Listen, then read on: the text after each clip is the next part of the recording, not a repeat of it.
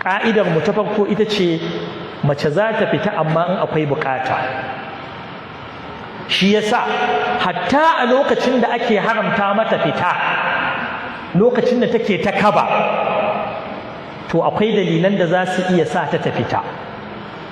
Mace tana ta kaba, mijinta ya rasu, za ta zauna watanni 4 da kwana 10, to a daidai lokacin da take ta kaban nan ma akwai dalilan da za su iya bata dama ta fita.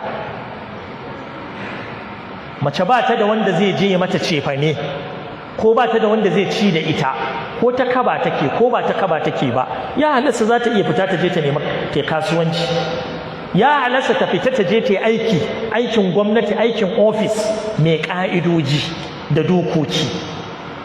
In akwai buƙatar haka, duk an ba ta dama ta je ta yi. So da ka mu kiyaye ka'idar ita ce in akwai buƙata, in akwai buƙata. Ita kuma buƙata kala biyu ce. Akwai buƙata ta tilas, akwai buƙata wacce take taimakon ta tilas.